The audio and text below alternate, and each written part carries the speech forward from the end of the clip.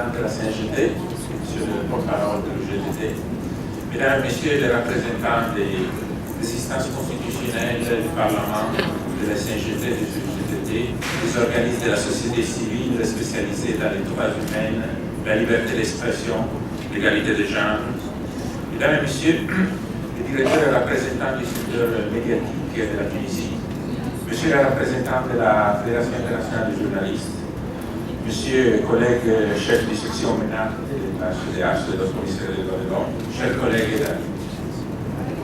Je souhaite saisir l'occasion pour remercier la FIJ et la CNGT et tous les autres organisateurs de cette initiative.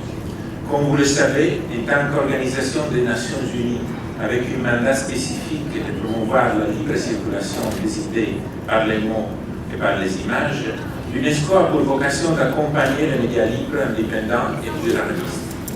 À cet effet, il est important de rappeler que la liberté d'expression contribue au renforcement de la paix, de la démocratie, du développement durable, des droits de l'homme et de la lutte contre la pauvreté. Il y a quelques mois, j'ai eu l'honneur personnellement aussi d'assister à la conférence à Casablanca au cours de laquelle le document qui est là était discuté et élaboré. Il était dans une occasion évocatrice, en concomitance avec la célébration de la Journée mondiale de la liberté de la presse, chaque année le 3 mai. Il était en discussion d'actualité très vivace et bien sûr de grande importance.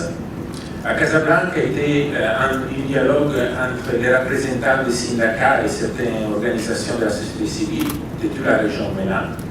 Aujourd'hui, en tant que facilitateur de ce genre de processus, il est un plaisir de vous voir si nombreux ici et vraiment des différents côtés de la société tunisienne à vous engager sur la liberté des médias dans la région et sur des principes comprenant des principes comme la sécurité des journalistes, la liberté d'expression, le droit d'accès à l'information, l'autorégulation des médias et bien sûr l'indépendance du service public et des régulateurs.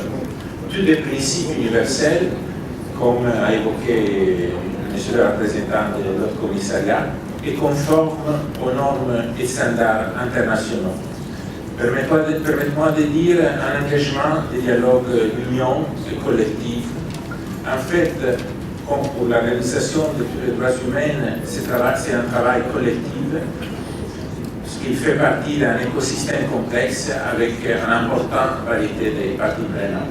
Et sur ça, je conclus avec une citation du message de la directrice générale de l'UNESCO, Mme Irina Popova.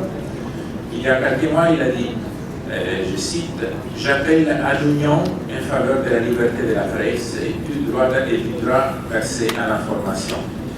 L'engagement de chacun est essentiel pour faire avancer les droits de l'homme et la dignité humaine, le développement durable auquel nous inspirons et notre détermination commune à construire une paix durable.